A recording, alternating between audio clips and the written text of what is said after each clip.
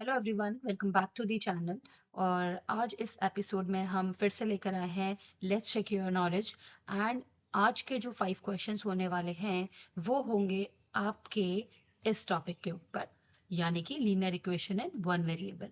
So that आपको ये पता रहे कि आपके आज जितने भी क्वेश्चंस हैं वो आप किस टॉपिक पे सॉल्व कर रहे हो, और एक ही टॉपिक से रिलेटेड रहेंगे तो आपके लिए भी हेल्पफुल होगा। तो चलिए बिना टाइम वेस्ट करे शुरू करते हैं। So, the first question is, which of the following is not a linear equation in one variable? यानी कि आपको यहाँ पे 4 ऑप्शंस दिए गए हैं, चारों में इक्वेशंस दी हुई हैं। आपको ये बताना है कि इनमें से कौन सी linear equation in one variable नहीं है। So the correct answer is option number B, यानी कि 20 bracket x plus Y bracket close is equal to 0 is not linear equation in one variable. क्यों नहीं है? क्योंकि यहाँ पे आपको क्लियरली मेंशन है दो वेरिएबल्स हैं x and y. Okay, is that clear? Let's move on to second question.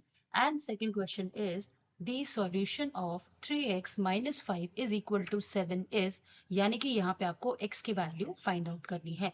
Option A is 4, option B is 5, option C is 12, and option D is 6. Let's see what is the answer. Answer is A, यानी कि 4. It means x की value यहाँ पे आएगी 4. Let's move on to another question. Question number 3. The solution of 2x plus y is equal to 4 is option A 4, option B 3, option C 2, and option D is 1. Let's see what is the answer. Answer is option number D, that is 1. यानी कि y की value यहाँ पे हम find out करके निकालेंगे 1. Let's move on to another question. Question number 4. The solution of y divided by 4 is equal to 5 is, यानी कि आपका इसका सॉल्यूशन क्या होगा? तो बेसिकली आपको यहाँ पे y की वैल्यू फाइंड आउट करनी है। Let's see what are the options. Option A is 5, option B is 10, option C is 20, option D is 10. So let's see what is the answer. And answer is option number C 20, यानी कि y की value जो होगी आपकी वो होगी 20. Let's move on to question number 5, that is, what should be added to minus 7 upon 3 to get 0?